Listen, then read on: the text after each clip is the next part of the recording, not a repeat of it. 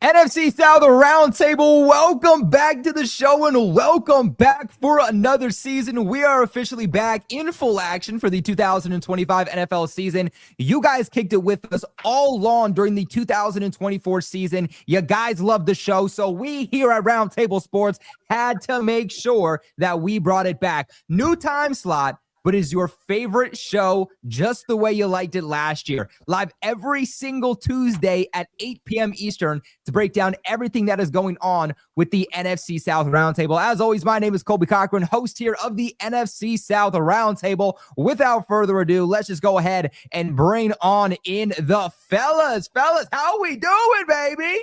We're back. Man. Yeah. Let's go. Back. This is what we like to see, man. This What is was what that, we like James? to see. What do you mean? I'm excited. Yeah, James got the jazz hands. That's how you know it's a party. James got the jazz hands. You know it's a party. But, man, let's go around the table. It's been a minute. Let's just see how everybody is feeling. James, let's start with you. It's been a while. What you been up to? How you feeling? Football's back. Oh, dude, it's been fantastic, man. Still been plugging away at it over on my side of the things, talking about the Bucs. Happy to be back for another season, man. Very exciting, very exciting. The Bucs are defending, division champions yet again. So excited for another year with the boys, man.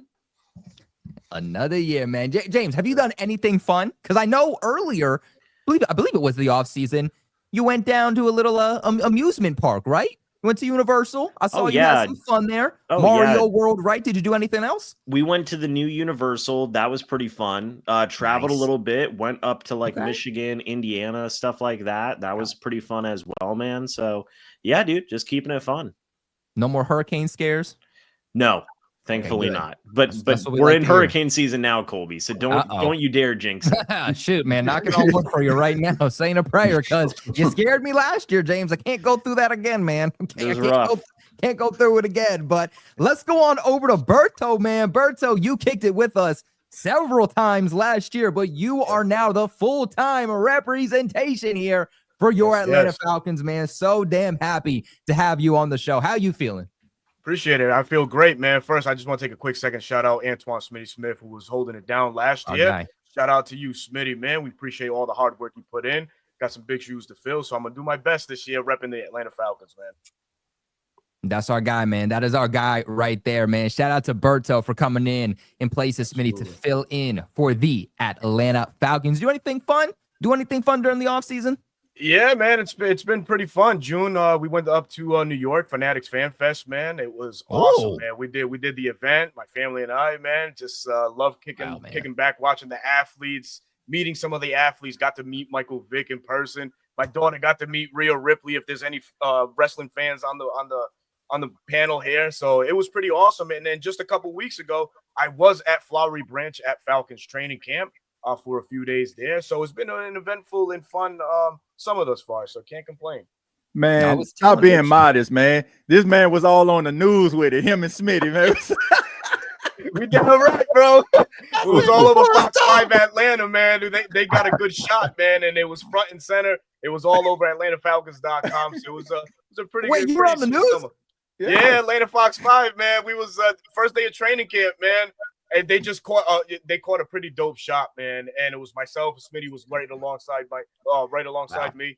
And it's just just catching the emotion for training camp, watching the guys just get out there first day of practice, very spirited practice at that. But I'm sure we'll touch on that a little bit later. But that was the vibe on the first day of training camp. Love it, man. Berto, sounds like you are having a fun offseason in the news. Looking at Tom Brady up close and personal at Fanatics Fest, man. I love that. I shied away from that guy. Wow. You know what? PTSD for you, man. I get it. Don't worry about it. I get it. Don't worry. Let's go down to TJ. TJ, man, I know you're always grinding, but tell me you took some time off to enjoy the offseason. Oh, yeah, man. Of course, man. I took some time off. Spent a lot of time with my boy, man, who's playing flag football, man, playing his third season, and I'm coaching his football team, man. So I'm excited about that, man. And I'm also excited about the season, man. It's a lot of uncertainty surrounding, the Saints. This is uncharted territory, man. The fact that you don't know what this season is going to be. So I'm excited just to have this season come back and be able to talk about it. But yeah, had a lot of time, man. Spent some time with the family, but mostly just trying to get my boy prepared for his third flag football season. Look at you, man, TJ. An absolute grinder on and off the field. That's what we love to hear, man. Shout out to our boy TJ. Clay, man. Clay, what'd you do during the offseason? Just grind and put out content. That's all I've been You watch doing, some second half of 2024 Bryceon highlights?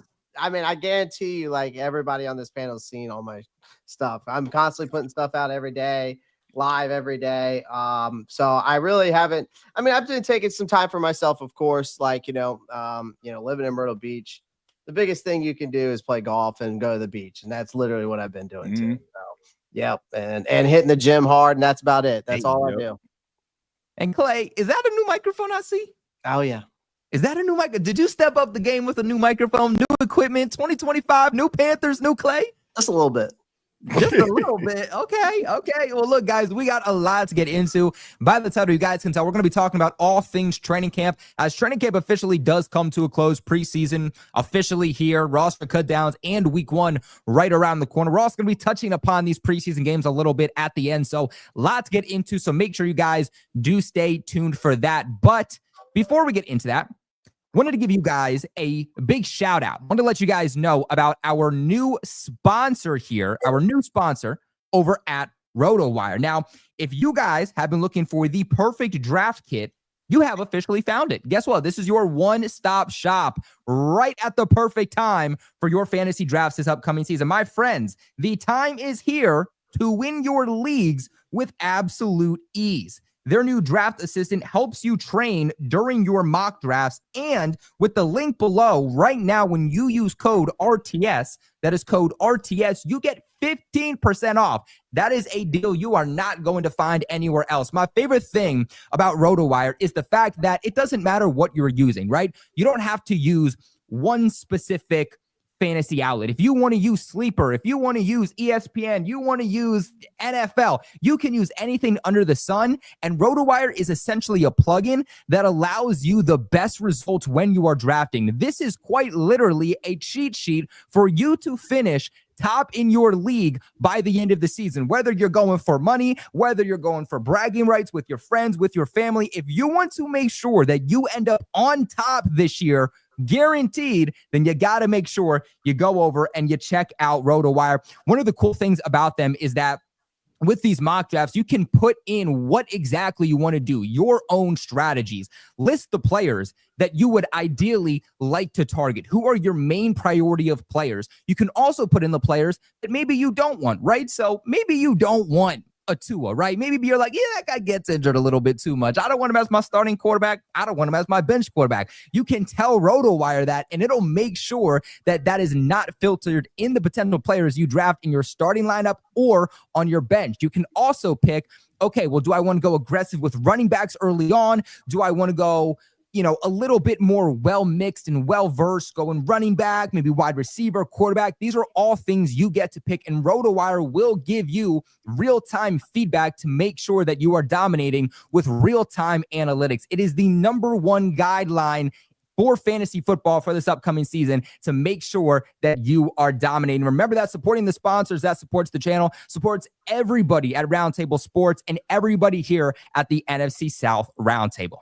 But fellas, let's just go ahead and let's get into it. And James, let's start off with you. Let's start off with the Buccaneers. Tell me everything that you are seeing with the Bucs throughout training camp from start to finish. I want to hear the good. I want to hear the bad. I want to hear your takeaways. And most importantly, I want to hear your concerns. I mean, hey, first off, crazy they signed Teddy Bridgewater. Am I right? I mean, golly, move of the offseason, boys. Let me tell you. I don't know, man. Let's talk about the good first. The draft class has been looking very special. Emeka Egbuka has been going out there doing some really, really good stuff throughout the training camp so far this year. Cornerbacks Benjamin Morrison and Jacob Parrish have been doing some really good work as well. I'm going to tell you what, guys, and whether you love him or hate him, the people love Shiloh Sanders. I mean, he has really been just a fan favorite so far to this point this year. He has been going out there and making some plays here and there. But overall, the team is really coming together and has been doing some really good stuff throughout this training camp, throughout this offseason so far. I am hesitant about Josh Grizzard, their new offensive coordinator. You guys remember they lost Liam Cohen to the Jacksonville Jaguars. So that is going to be a big test of, again, another new offensive coordinator. But so far, the offense has been looking pretty good. There are still some questions on the defensive side of things, maybe at edge rusher. Is Chris Braswell going to come out and do a good job in year number 2? What is going to happen with the inside linebacker depth and things along those lines, because they didn't make any big additions. Another big negative is that David Walker, 4th-round draft pick, tore his ACL. He's now out for the year. He was supposed to be in that pass rushing rotation as well. So those are still some of the bigger question marks that the Bucs have right now in terms of the training camp. The roster that they've constructed so far up to this point is still a little bit on the defensive side of the ball. Now, what are your expectations for Emeka Egbuka? Because obviously, I mean, that's something we touched upon a little bit during the offseason, pre-draft, post-draft, but after seeing what he's looked like in training camp and spring practices, OTAs, minicamp, and now the pads have gone on, what are the expectations for him? And how do you think, James, that is going to impact Mike Evans and Chris Godwin down the line? Well, it's a bit of a mixed bag. I think that obviously this offense is going to run through Mike Evans and Chris Godwin when they are healthy. And I feel like that's the right thing to do, right? Because those are still two of the top wide receivers in the league in terms of what they are able to do. Now, if Chris Godwin is slow to coming back to where he misses week 1 or maybe a couple of weeks to start off the regular season, yeah, you're going to see the usage for Emeka Egbuka be pretty high, right? You also got to factor in Jalen McMillan into that mix as well. We talked about that whenever the draft pick did happen. We all brought up Jalen McMillan here on the Roundtable Sports. So, I mean, there's only so many offensive plays in a game, right? You can only throw the football so many times to so many different guys. So I think that the expectations shouldn't be like insane. Like, I don't think Emeka Egbuka is going to get 1,000 yards this upcoming season. I think that would be a little crazy to throw out there, right? Because Mike Evans is still there, because Chris Godwin is still there, because Jalen McMillan is still there, because Bucky Irving is still there. Like, there's a lot of different guys to throw the football to, right? In a lot of different situations. However, if Emeka Egbuka does go out there and have like 450 to 500 receiving yards, maybe even like get up near like 650, something like that on the higher end, and has like 5-6 touchdowns along those lines, it's a pretty solid season for Egbuka given these circumstances, right? Whenever we talked about Egbuka when he was drafted, right, it's a long play for the Bucs of saying like, hey, this guy is going to be somewhat of a contributor here in year 1 and year 2, but then by year 3, by year 4, you're looking at the guy probably being your number 1 wide receiver. So in terms of immediate impact, Colby, maybe temper expectations a little bit. I understand that he is a incredible wide receiver and can do some really, really good stuff, but context matters in this situation. And Mike Evans and Chris Godwin are still on this roster, so that very much will hamper the production of Egbuka. Also, whenever you factor in Jalen McMillan in there as well. Do you think that if everything goes to plan with this offense early on, that by the end of the trade deadline, if you guys are healthy, again, everybody's performing up to expectations, could somebody on that offense become expendable and be a trade piece by the trade deadline? I'm going to say probably not, because, you want good depth, especially in the case of injuries. Last year and in the past, the Bucs went a month plus without Mike Evans and Chris Godwin, right? Where you had guys like Ryan Miller and Sterling Shepard as your 1 and 2 wide receivers, right? So like, you don't want a scenario like that to happen again. Similar thing with the running back situation. A guy who's been thrown out a lot in terms of trade rumors and stuff like that is backup running back Rachaad White. But you want good backups, right? You shouldn't just trade guys just because. So if the Bucs are in a scenario where they haven't completely like tanked, right, and they're like 2-6 by the trade deadline or something, if they're like, let's say 5-3 or something like that, yeah, they're going to keep all their guys because they want to win as many games as possible so they can continue to stay competitive, right? So again, we can kind of revisit this down the line, but unless something drastically went bad, I don't envision them trading anybody going forward.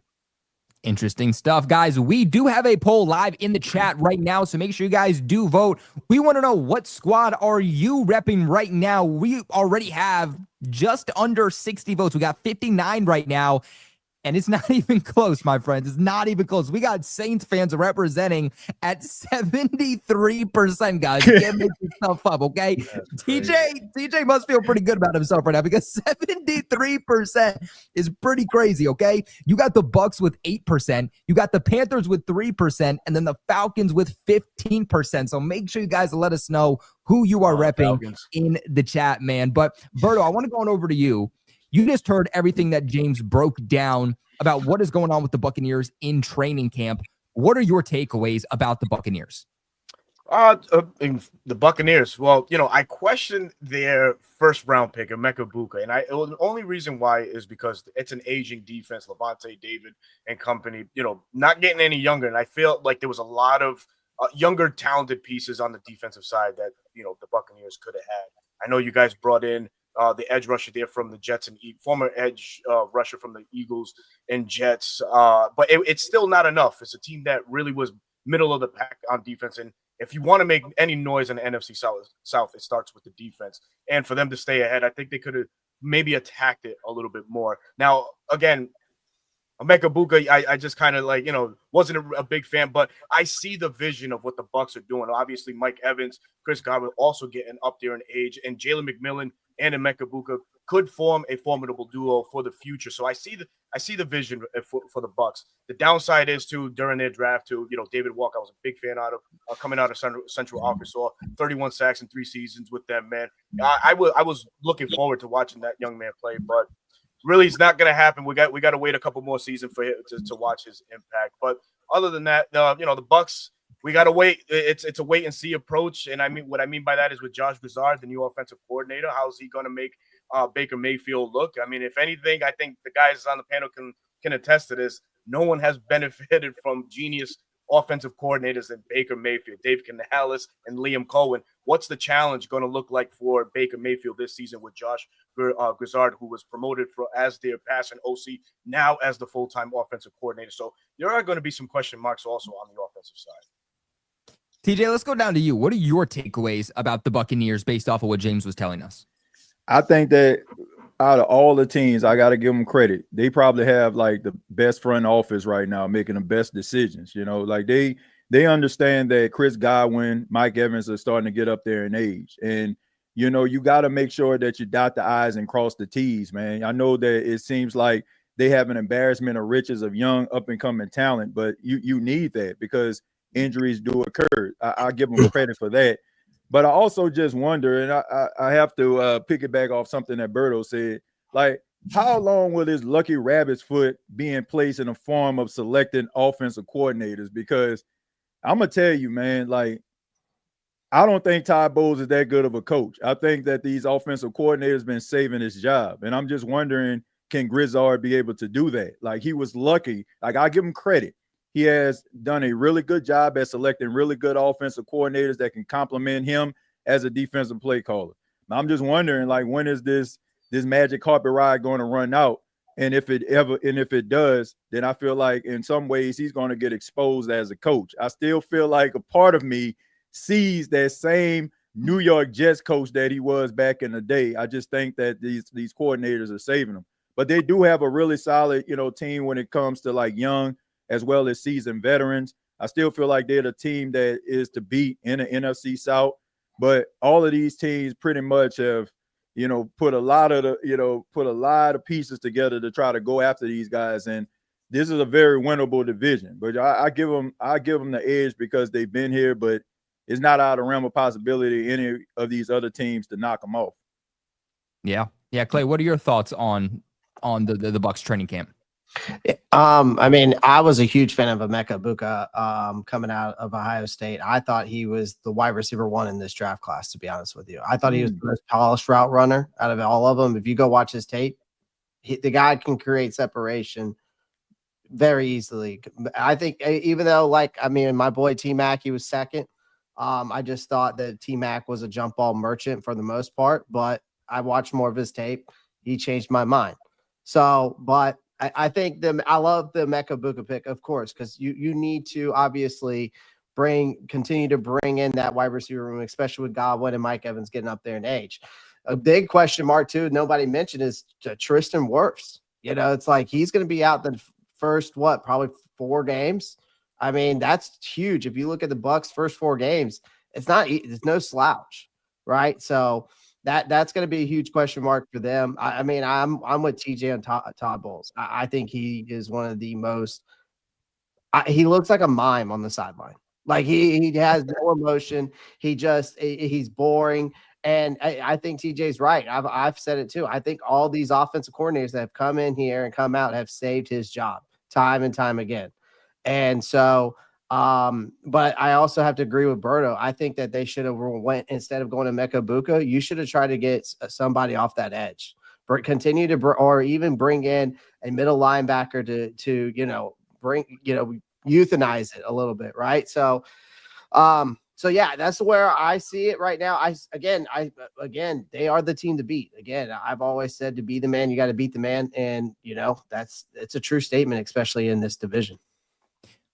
James, are you going to take that? Are you going to take that about your head coach? I mean, do you agree, or are you just going to let it happen? It's an interesting discussion, right? I mean, Colby, we talked about it all year last year, Colby. I mean, we did. Yeah, man. I still wish Liam Cohen was here. I mean, like, wow, really, Mr. Duval himself. Well, I mean, I wish I just wish he wouldn't say words, but no, man. Like, I understand where the guys are coming from. Now, I'm gonna push back a little bit on the idea of, like, I do think TJ said something which is interesting. Is like there's still a part of him that feels like, hey, that New York Jets Todd Bowles is still there. I want to push back a little bit on that, because I do feel like, I was that way last year. But throughout that season last year and like over the past 3 years, I feel like that has washed away for the most part, in my opinion. But I do also understand where the guys are coming from, where it's like, hey, without a good offensive coordinator, what do we have here with Todd Bowles, right? That's a very legitimate question to ask. I feel like Bowles has done, some things to kind of silence that critique a little bit, but again, like this upcoming season with Grizzard is going to be another big test there. So I understand where they're coming from a little bit. Now, I am also going to push back as well to say, like, hey, any team could win the NFC South. Not too sure about that. What do you say, James? This is just another easy year for the Bucs. You guys are winning it again. No, I wouldn't say that, but I mean, probably. Where are the Saints at? I mean, we're already starting. Oh wow, we don't even know who their quarterback is gonna be. I mean, it don't matter. It don't matter. But like I said, every team in this division is beefing up, and it's not like the Bucs are just running away with the division. Y'all basically been falling ass backwards into prosperity. Rather it's a young, inexperienced quarterback in Carolina. Rather it's a team in Atlanta trying to figure out with a new head coach. Like, man, y'all just been a very fortunate franchise. It's not like y'all just dominating the division. So, like, when teams get their stuff together, it's gonna be a very competitive division. It's already getting choppy in here, man. I mean, you guys let us know in the comment section below. Whose side are you taking? Are you taking James's side? Or are you taking everybody else's side? You guys let us know in the comment section below. And also let us know, what are your takeaways from Bucs training camp? Berto, now is your time to shine, man. We want to hear, because you were there, man. You were there yourself, getting an up-close personal look. You're not relying on the media. You're relying on your own eyes to see what's going on there with the Atlanta Falcons. So break it all down for us. So the mission was clear. After that loss the last week of 2024 season, going into 2025, the Falcons set a mission to get this defense right and fix that edge room. And God damn it, did we ever. James Pierce Jr., drafted 26. We traded back to get the young phenom out of Tennessee, and it's playing major dividends because already the return on investment is there. The guy's been a nonstop bully, giving our offensive lineman fits day in and day out. And it's great to see. It's an attitude and a spunk that we haven't had in Atlanta. And I hate to keep saying the name John Abraham. I love John Abraham, close personal friend of mine, but damn it, we haven't had an edge presence like him.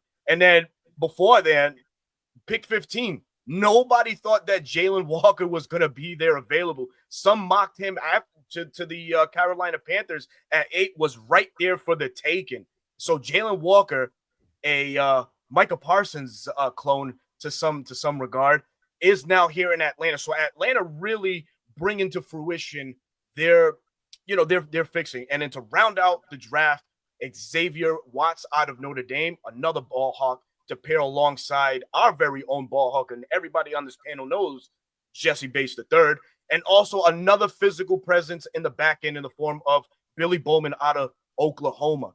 Now the Falcons, limited in draft capital, had also a very good undrafted free agent class, which brought us the likes of Simeon Barrow Jr. out of Florida, Josh Simon, tight end out of South Carolina, Kobe Bryant, Hawk Mamba himself out of Kansas. I don't know how that kid did not get drafted, but he fell out of the draft, went undrafted, and we claimed him. And also Triple Crown champion out of San Jose State, Nick Nash, wide receiver. So as I'm there and I'm looking at all of this unfold before my very eyes, it's a lot of speed and physicality on the Falcons defensive front. We do have a brand new defensive coordinator in Jeff Ulbrich, new in that role, but a familiar face in Atlanta. And you can tell that this attack style front that he's infusing in Atlanta is the recipe for not disaster, but for an uptick and for some noise to be made in the NFC South. While everybody's clamoring that they might be the winners, I think the NFC South is going to go through Atlanta. And this defense, goddammit, is going to surprise a lot of our NFC South competitors at right off the gate. So in training camp, that's everything that I witnessed. Atlanta's really putting together a bully on this defense, man. We have a lot of great pieces, and it's wonderful to see it, man. So I'm glad to brag about it. Let me just say it like that, because it's time. God damn it, it's time, man. Atlanta's stepping up. On it. Stand on it, Berto, man. I'm standing on that, man. Business, man. Listen, we've acquired, like I mentioned, Jalen Walker, James Pierce Jr. We've already started the trend of remolding this defense. It started last year with Braylon Trice, a returning Braylon Trice, who was injured with an ACL tear. He's coming back to camp. He looks lively and spirited. With second-round pick Rick Oro out of Clemson, Brandon Dorless in the 4th round. Now we're adding all of these pieces all together, and it's a great bag that we're mustering up here. We also have Zach Harrison. Listen, man, sky's the limit for this Falcons defense, and that's the quiet monster not a lot of people are talking about, and that's Zach Harrison. So I don't want to let too much out, but that's going to be a household name in this NFC South soon. Man, Falcons fans absolutely rise up, because Berto is not here to play here in 2025. Let's go down to TJ. TJ, I'm sure you got a lot of thoughts. I can just see it in your face, but what are your thoughts on what Berto just had to say? I hear this every single year, man. Here we go. What the Atlanta Falcons got. I heard it last year. They got Jesse Bates. They got this, that, and the third. They start off. Wait a minute. You were clamoring last year. Look, if you would have got Justin Simmons, you guys would have been the cream of the crop in the NFC South, right?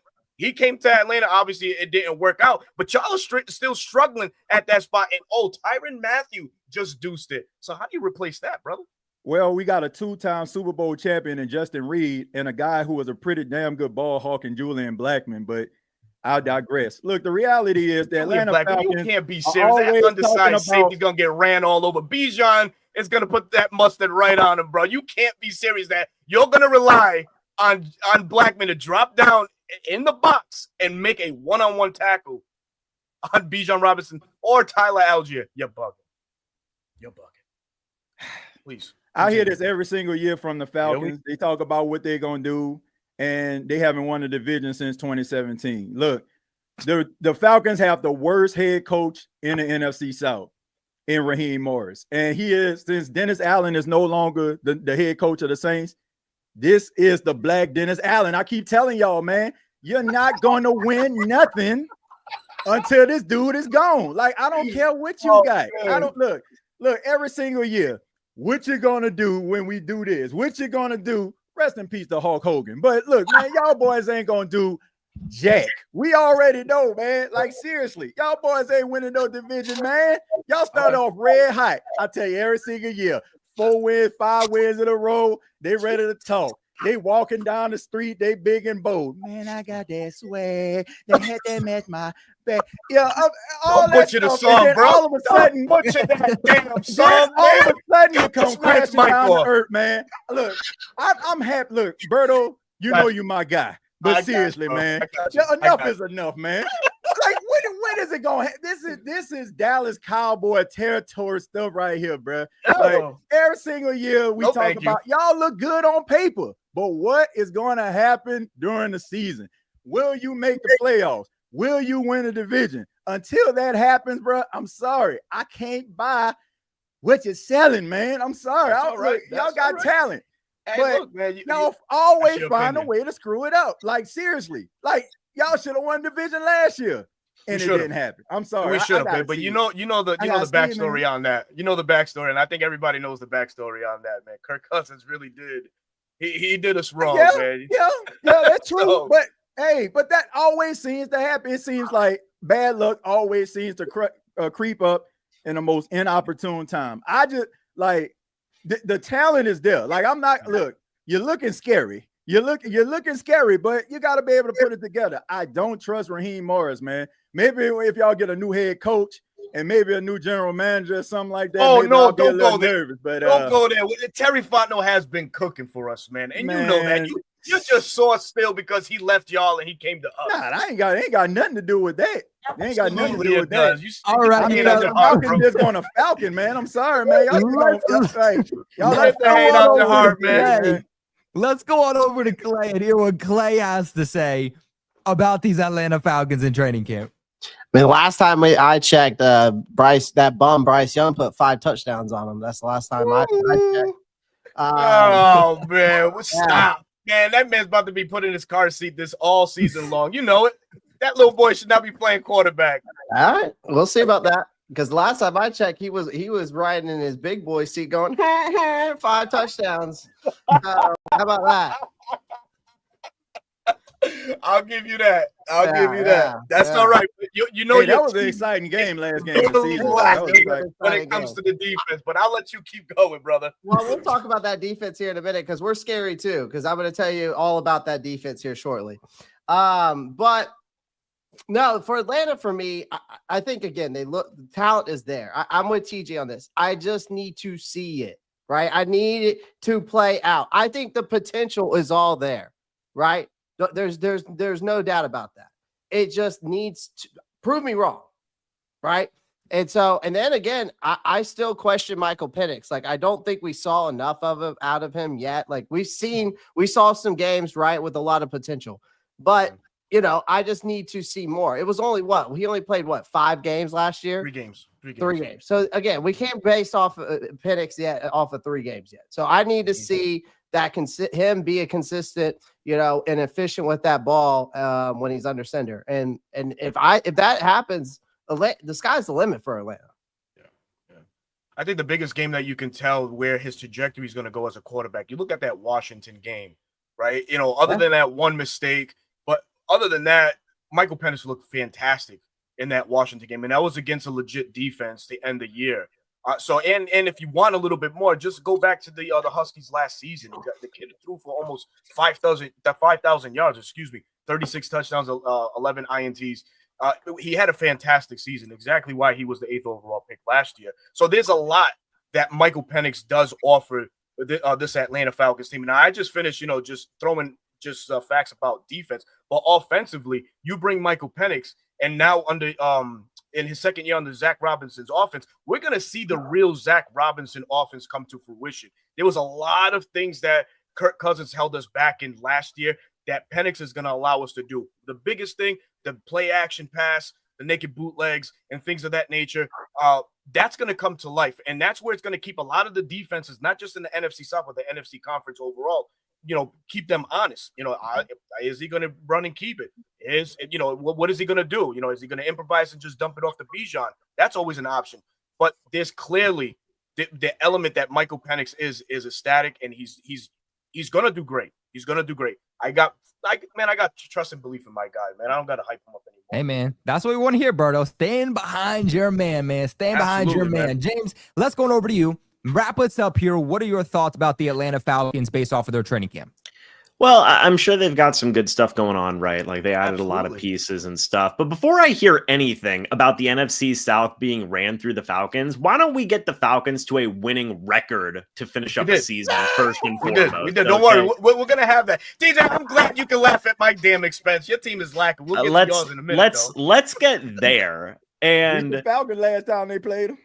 Man, and also I keep on hearing every year we hear the Falcons should have won the division this year. Okay, well they should have won it the year before too. Well, they should have won it the year before that too. We're at 4 straight years of the Falcons should have won that division. Why don't you guys just try having a better football team instead we of have Arthur freaking Smith, man? He's what are we no talking coach. About? What are we talking about here? You think Raheem Morris is going to be a better answer than Arthur Smith? I don't know. Yeah, dude. I think so. I don't know. So. I don't know right now. Berto, I know Raheem Morris. He was the That's why I'm challenging it. I know. You know him extensively, man. It's the same thing, James. When Dennis Allen was with the Raiders, it was because he was with the Raiders. Like now you go to a new team, he's going to be a new coach. Let him find out. Look, man, I'm sorry, man. Just let him get his heart broke, man. I'm telling you. And if we're going to play the game, too, of like, oh, man, Todd Bowles gets a good OC. If Todd Bowles doesn't have a good OC, he's cooked. Then what are we talking about with Raheem Morris? I mean, are you saying that Zach Robinson's not a good OC? We don't know yet. We don't know yet. What do you mean? They went 8-9 last year, and you I get the record, but when you speak on Zach Robinson, what's the first thing that comes to mind? Look what he's done with Bijan Robinson. Look what he's done with Drake London. Look what he's done with Darnell Mooney, who was an afterthought at the wide receiver scene, and the kid damn near had 1,000-yard season if it wasn't for the injury. And let me not touch on the sensitive subject that is Kyle Pitts. But Kyle Pitts, I saw Florida Gator Kyle Pitts in training camp. That's another element for your asses in the NFC South. Let's go. It's like the 10th year we're talking about the potential of Kyle Pitts, by the way. Hey, man. Hey, man, look, man, if we hit once, we're good. One year you're going to be right, but I don't think this the year, man. We're going to keep shooting until we are, bro. Yeah, there we go. There we go. Hey, guys, look, we got 105 live viewers right now, okay? 105 live viewers on YouTube alone. We got 156 total between YouTube and on Twitter. So if you're watching on Twitter, make sure you guys hit that follow button, support Roundtable Sports, but make sure you guys click that link in the bio, subscribe to all the channels. But we only have 46 likes. 114 now of you watching on YouTube, but only 46 likes, guys. Make sure if you want to see more of this all season long, you want to support Roundtable Sports, you want to support the guests you see, or you want to support the host, rather, you see on the screen right now, make sure you guys hit that like button. It truly, truly does go a long way. I promise you, it's not just about looks. It really does do something to the YouTube algorithm. So if you want to see more, you want to support us, slam that like button right now because it goes a long way. But let's go ahead. Let's go down to TJ. TJ, break down for us everything that is going on for your Saints in training camp. Well, when it comes to the New Orleans Saints, the biggest headline is the quarterback competition that they have. Of course, they got Spencer Rattler, who started in 6 games last season, and they drafted in the second round Tyler Shuck out of Louisville. So right now, it's pretty much a 2-man race, even though Jake Haener was a part of this. Like based on the depth chart, based on the reps in practice, it pretty much has come down to just 2 guys. And, both of these guys have really done some pretty decent things. Tyler Shuck has, over the last couple of days really showed that he's a rookie, and Spencer Rattler has been pulling a little bit ahead. And Spencer Rattler's development is pretty surprising to a lot of people that's been covering the team. They thought maybe he'll look a little bit better, but it seems like, he's a little bit more poised. He understands the speed of the game because of the experience and starting in some games last season. So that's the biggest headline. But everybody knows where the New Orleans Saints are right now. They're in the process of a rebuild. I mean, you got yourself a new head coach in Kellen Moore. He comes over. A lot of people know him from his time with the Cowboys and the Chargers, and most recently the Philadelphia Eagles winning the Super Bowl championship. This is something that I feel like the Saints needed. This is the modern day NFL, a young, vibrant coach that comes in with fresh ideas. And he brings along Brandon Staley, who brings in a different type of defense from what the Saints been running 4-3 traditionally. Now they're going to a 3-4. Seems like it's going to help out guys like Chase Young and Carl Granderson. And also you have some guys that they actually added to the team. Kobe, you know him, Devon Godshaw. He'll be the nose tackle for the Saints this season. Started in a lot of games, has had a lot of reps as a starter and playing in the NFL. And it's also just the defensive side of the football. They got a lot of young guys that they drafted. You know, credit to the New Orleans Saints. They didn't try to move up or down in the draft. They selected all 9 of their draft picks. And, you know, they got guys with a lot of college experience, you know, guys that have played in a lot of college football games that it contribute in the spots they were in. So, you know, the New Orleans Saints are going through a little bit of a culture change. But this is the most exciting thing about it. I mean, I don't know what this season is going to end up being for the New Orleans Saints, but that's the most exciting part, you know, and it might end up being a bad season, but it's going to be the start of something that can possibly be something special. We've seen teams that are in a process of a rebuild, and then all of a sudden, you know, things start to come together, draft picks, you know, they get a coach in there that kind of understands the team, brings in a different philosophy, and they find success. So I'm just hoping that the New Orleans Saints are able to do that. You know, the defense is looking pretty decent. Kool-Aid McKinstry has been the bright spot in camp. The Saints are expecting him to take that next step, and it looks like he has. And then also Justin Reed coming over from the Kansas City Chiefs, and also Julian Blackmon coming over from the Colts. They've been making plays throughout training camp as well. So if the Saints can put this thing together, I think they could be a much better team than some people may think that they are going into 2025. Clay, you just heard an entire breakdown of where the Saints are in this new era of New Orleans. What are your thoughts? Yeah, I think the biggest question mark for me is obviously the quarterback position for them. Like, going forward, it's just like, who is that going to be that guy? Who's going to be the one that actually steps up? Is it going to be Rattler or is it going to be Shook?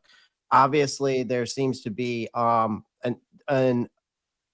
question mark there, right? Like, there's a lot of uncertainty there. But I mean, for the Saints, though, I mean, their defense is always going to be good. It's always been good. I think that, you know, with adding Blackmon and Reed was huge for them. I mean, I was a huge Blackmon fan because I wanted him. We met with him in the offseason. I thought Carolina was going to sign him.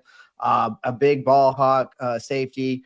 I mean, and the Saints, I thought for the price that they got him, I think it was a $5.5 million contract for 1 year. It was an absolute deal for a guy who's only 26 years old, who's in the prime of his career. So that's an absolute steal. But again, I just think that, you know, the Saints are probably, if we're looking from a talent standpoint, they're not there. Right. I think that in due time, like TJ said, this may be a team that could put something together special. But again, it's going to take, they're in rebuild mode. They're in reconstruction mode. That's where they're at right now.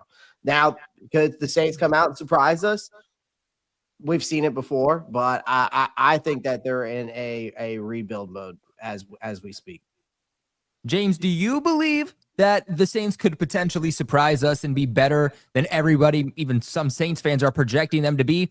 Or do you believe no, guaranteed a top 5, maybe even a top 3 pick in the upcoming 2026 draft, and that they truly are in year 1 of that rebuild? No, I don't think they're going to surprise anybody with being actually good. And you know what? I am happy that the Saints fans are like kind of accepting it, right? Like that's the way to do it versus what we've seen the past like 4 years where it's like been like clutching to the last glimmers of hope of post Sean Payton era and like the corpse of you know, Cameron Jordan and like that, and just go out there, play good still, please, God, we need you. You know, and I agree with Clay where it's like the biggest question is quarterback. Spencer Rattler was kind of mid last year. Tyler Shuck, we'll see how he does. You've got like zesty Jake Hayner out there thinking he could be a starting quarterback. Dude is literally like the Carl Anthony Towns of the NFL. It's kind of crazy. You know, it's going to be an interesting situation for the Saints this year, right? Now, I do agree with TJ.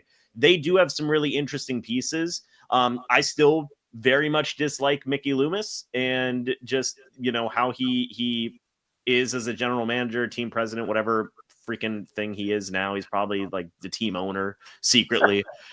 So like, you know, but they're doing it the right way, I think, in terms of just saying, hey, we're going to get a young coach in here. We're going to draft a quarterback. We're going to do some things differently and see what we can do, right? I remember I saw TJ on Twitter, like Rashid Shaheed. I'm excited to see what Rashid Shaheed can do. I think that dude's an absolute dog. I think he can do some really good stuff, but their core is also aging for another year. So what is it going to look like going forward, right? Also, like, you kind of know a team might be a little bit cooked this upcoming season when you have a guy retiring like 5 seconds into training camp. Like, yeah, I'm good, man. like if there's anybody who would know what's going on with the team, it would be Tyrann Mathieu. And even he was like, nah, I'm good. I'm going to retire. Okay, do it. Yeah, I'm good, guys. It's been fun, but I'm retiring. So Can't do it for another year. It's not worth it. Yeah, he was like, nah, I'm good. I'm all right. So like, yeah, we'll see what the Saints can do this upcoming year, but I don't think they're going to be very good. No. Berto, let's go on over to you and wrap us up here with the Saints before we get on to the Panthers. What are your thoughts on their projected outlook based off of what you're hearing in training camp? Yeah, I think the message is pretty clear. I mean, they're rebuilding, right? And like they said, fans are accepting it. TJ knows it. The fan base knows it. But I'm not gonna harp on them, right now. I want to key in on two hires. One hire and one player that they took in the draft that I think can make a difference, and that's bringing in Brandon Staley, a Vic Fangio disciple, running that 3-4 defense, and bringing in Vernon Broughton out of Texas, which was my favorite defensive tackle in the process. And to add on to a cluster of guys that they have, Devin Godcho, Kalen Sanders, Carl Grandison, and Chase Young. I'll say this. I think defensively, they might keep them in some games, but offensively, it's just going to be too much. It's just going to be too much. I don't think they're going to actually keep up with some of the firepower the NFC South has. So, yeah, I'll give TJ that. I don't want to jump down my guy like that right away and whatnot, man. So, everybody gave some great points, man. But overall, I think they're a team in rebuild, and rightfully so. Atlanta was in rebuild for many, many years. Carolina went through their own thing. We're just waiting for Tampa Bay to go through there so we can start making fun of him. But until then, it's on the Saints now. I got one more thing to say. When it's all said and done, Kellen Moore will be the best head coach in the NFC South. Well, Chad, let us know what you guys think. Are you guys buying or selling that? Yes, I just said that. So, you guys let us know. Let us know in the chat. You guys buy it or selling that stock that TJ just put out there. We want to hear from you guys. But Clay, we want to give you the floor. We saw Bryce Young take over after he was benched in the second half of 2024. What is this team looking like? Obviously, you tried to make some big offseason additions. You still made some, missed out on others. What is this team looking like? Are they finally on an upward trajectory after all these years? I don't even know where to start with this team because there's been so many moves, right? Like it's crazy because I feel like Dave Canales has really injected a lot of energy in this team, a lot of accountability, which is what this team needed. But I want to really start off with like the elephant in the room. Like, let's just talk about Bryce Young. All right. This is my expectations for him this year is to have his breakout year, right? He has to prove to me, and I think this fan base, that he is that guy. Like, he is going to be the franchise quarterback, right? There's been some up and downs through training camp right now. He looks 1 minute, he looks poised, timing, in command of this offense, right? Really connecting with his receivers. And then it's like back down to earth because this defense with the upgrades we have done with you got to think about it. You brought in Tershawn Wharton, you brought in Bobby Brown III into the nose tackle. You got a healthy Derek Brown back. And then, of course, Trayvon Moehrig that they signed this offseason. But then the rookies on that defensive line, like Nick Scorton is not a guy who's going to, I feel like, doesn't get a lot of praise. I had a first round grade on him. We got him in the second round. He's really been showing out in camp, but the guy who's been really showing out is Princely Umamielen out of Ole Miss, the third round pick, who I think is the next coming of Josh Sweat. He just gets after the quarterback. He has been wreaking havoc. But yeah, I mean, the biggest thing for Bryce Young is progress, right? The offensive line, they brought them back this year. It was a top 10 unit last year if you look at it from a metric standpoint. So this offensive line has reconnected. Again, right now, the biggest question on the offensive line is who's going to be the starting center? Is it going to be Cade Mays, who filled in for Corbett's shoes when he tore his bicep last year? That's been the biggest question mark. But let's talk about, again, the receiver room. I mean, my goodness, I have not seen a wide receiver room like this in Carolina, I think, in my whole entire lifetime, right? You got Tedero McMillan, which I know everybody loves. Let's be clear about Tedero McMillan. He is that guy. Okay. The guy started out early with some inconsistencies, but then really bounced back and really started flashing to his true wide receiver one traits with that size, the body control, sharp routes, obviously great hands. Like, he's been mossing bets. He's been stacking highlights, and Bryce definitely trusts that guy, and you can just book him for week 1 to absolutely go off on Travis Hunter and Jacksonville. I can tell you that right now. But Tedero McMillan will be that first read guy for Bryce. You can see it right now. But again, there's so many weapons that he's got. Like, Rico Dowdle and Chuba in the run game look sharp. Like, and then you've got, Hunter Renfro's out there making plays. I mean, right now he's been out due to some hamstring issues, but they're just kind of being really cautious with him. I mean, if we can get 80% of what Hunter Renfro was in Las Vegas, I mean, the sky's the limit. But then, Adam Thielen's still Mr. Reliable. I mean, Jimmy Horn Jr. has been absolutely cooking bets. I mean, to creating separation and short routes, like this guy knows how to create separation and the speed. He's a guy that could take the top off, any defense. And then, of course, Xavier Legette is another specimen out there who just continues to progress, and his hands have gotten better. And that's been the biggest issue, is him catching with his hands. That was the biggest issue last year. He was too much trying to catch with his body. And now he's really redefined his hands, I feel like. And then Jadeveon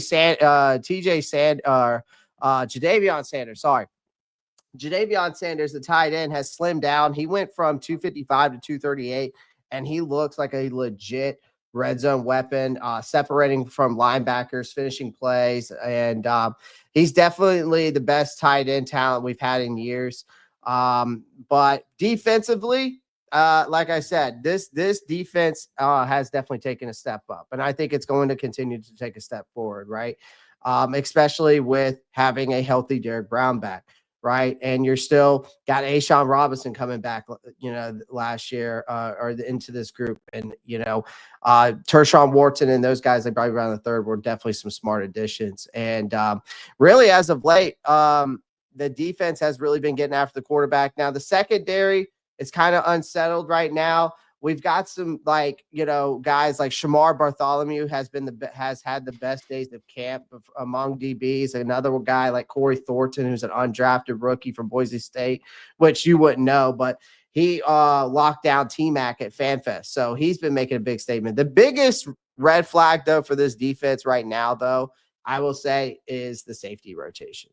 Like, Damani Richardson and Nick Scott, Lathan Ransom are all getting reps next to Trayvon Moehrig. But to me, when there's this much rotation in that room, that means no one's won the job. And I feel like the coaching staff does not trust any of these guys. Now, right now, I would say Ransom looks the best. I think he's the best guy to go alongside Trayvon Moehrig because his range looks real. So I think he's the guy that should be there. I mean, he was the drafted out of Ohio State in the 5th round. So I think he would be the best for the free safety position. But again, Bryce Young is progressing. The wide receiver room is just starting to take shape. And this defense is ahead of the offense as of right now from a training camp standpoint. And the rookies are loud, and that's good news. So a lot of good stuff going on at Carolina Panthers training camp. Lots of hype, man. Lots of hype going on with those Carolina Panthers. Based off of what Clay is telling us, will they live up to those expectations? Only time will tell. But one thing I do want to let you guys all know about is something really cool that Roundtable Sports is doing for the upcoming season, and that is Patreon, and more specifically, Patreon callers.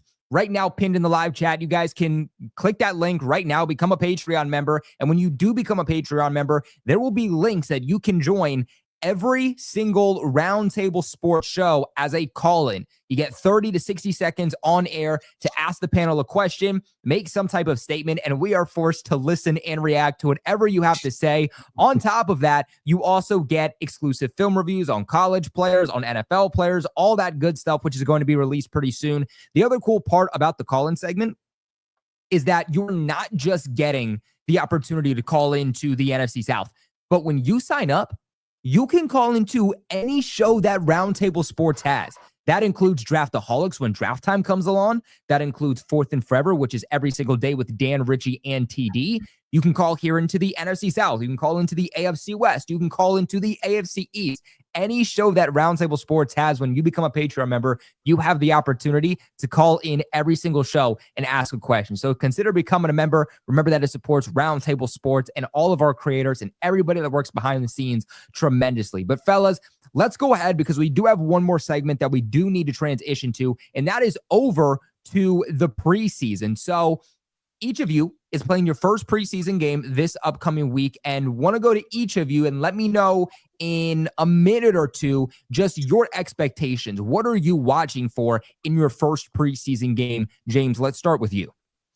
What am I looking for? Honestly, I'm just looking for the backups to play well. I don't necessarily know how long the starters are going to play for the Bucs, so I'm looking at a lot of different guys. Like if Emeka Egbuka does play a lot, have some opportunities for him.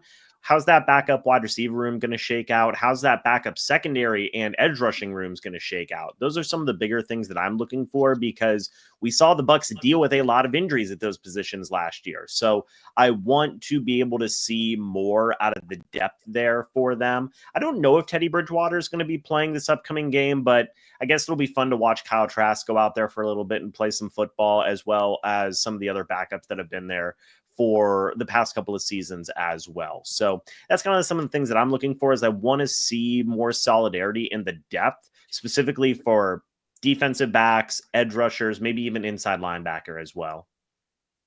All righty, Berto, let's transition on over to you. What are you looking for from your Atlanta Falcons? A few things that Falcons fans should be watching in this first preseason game.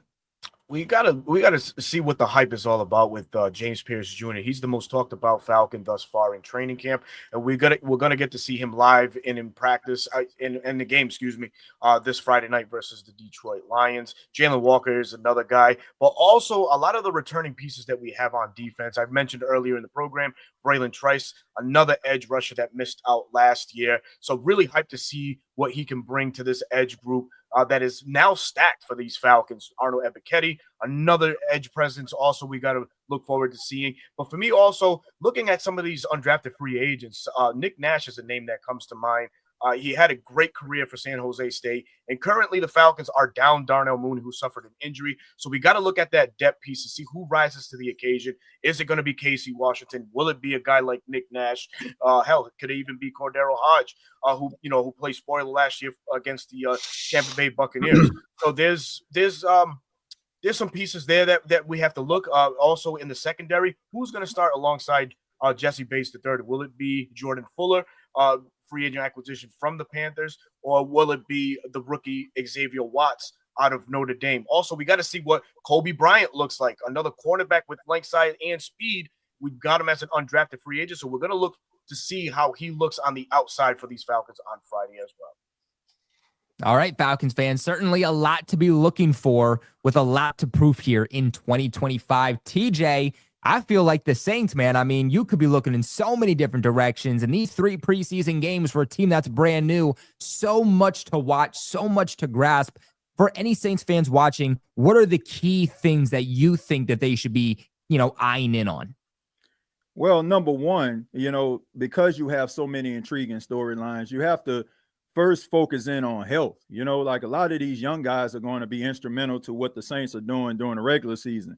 But you also have to see what they can actually do in these exhibition games. So number one would be them winning a battle of attrition. That was something that really cost the New Orleans Saints last season in a lot of ways, but also just getting them those reps and that experience. You got to look at the quarterback position, of course.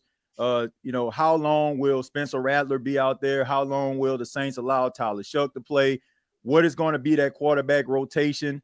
And also these running backs. Nobody really separated themselves, as far as being that number 2 running back. Kendre Miller, who the Saints have had on the team, this is his 3rd season. Everybody is waiting for him to actually turn the corner. Cam Akers, comes over, a guy who's had a very respectable NFL career. You got Clyde Edwards-Helaire. He's back with the Saints again. You got a lot of young, talented guys, man, but they haven't separated themselves. Also, the wide receiver position, like you already know, you got Brandon Cooks, Rashid Shaheed, and Chris Olave, but you also have some other guys that have something to prove. I mean, Bub Means, everybody expected for him maybe to be that big body wide receiver that the Saints need, because most of the guys are kind of the same similar build, 180, 190, but he hasn't really separated himself. And some of these other wide receivers that are trying to make the team, like Donovan Peoples-Jones or Mason Tipton. So those are the guys that I'm looking at. Also defensively, some of these young guys like Danny Stutzman, who came over from Oklahoma. He was a tackling machine, had over 100 tackles coming out of college in his final season. And also just some of these young players in the secondary. Quincy Riley, the rookie out of Louisville, he made some plays. He's a ball hawking corner. He had 2 interceptions last week.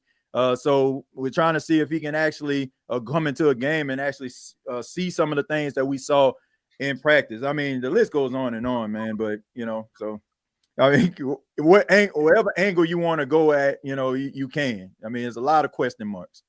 Certainly a lot to look at for the Saints. So no matter what you're looking at, chances are you can't go wrong. So at least there's a positive for Saints fans, right, TJ? But right. Clay, wrap us up here. What are you looking for, and what should Panthers fans be looking for in this first preseason game? Yeah, I mean, I'm thankful that Dave Canales came out and said that, this group of the starters are going to get first team reps the first 2 preseason games, which they have never done in the past like 3 or 4 years. So let's just start off with that. But the first things first is Bryce Young. Of course, I want to see him, how he goes through his progressions, right? Throwing with anticipation, and avoid unnecessary hits. That's the main thing with him. Another thing is Tedero McMillan. Like, can he separate himself against some NFL corners? And with a Cleveland Browns defense, this is a good game for them to really kind of, watch and see. Can he stay composed? Right. But another thing is the middle linebacker room. The inside linebacker room is very thin here in Carolina. You got Christian Roseboom, Trevin Wallace, and then they just signed Chris Barnes. Like, I need to see who kind of really shows out in there. And then with the edge rushing rotation, with Scorton possibly being out because Scorton's been nursing a hamstring, I really need to see some guys step up, and then Princely continue to dominate as he has in camp. And then, of course, the defensive backs back there, who's going to get the most reps at that free safety position for me is what I'm going to be watching for out there. Alrighty, guys. Well, this is where we kick it off to the fans. What are you guys looking for in each of your respective teams' first preseason game? Let us know. Let the content creators know in the comment section below. On your way out, remember to leave a big like on the video. Another shout out to the Patreon, man. Make sure you guys become a Patreon, linked pinned in the live chat right now to call into the shows. We are officially back, baby, for the 2025 NFL season, meaning that we will be live here, new time, but same day. Tuesdays, every single Tuesday at 8 p.m. Eastern, right here on the NFC South Roundtable, man. Appreciate you guys for watching. Appreciate you guys for kicking it with us. We are so damn excited to be back, and it is a long football season to go and a lot of debates that are going to spark. I mean, if you guys like what you saw today is barely scratching the surface. It is going to get rough here at the NFC South Roundtable all season long, man. So appreciate you guys for watching, man. As always, I'm the host, Colby Cochran, here for the NFC South Roundtable. And until next time, we appreciate you guys for watching.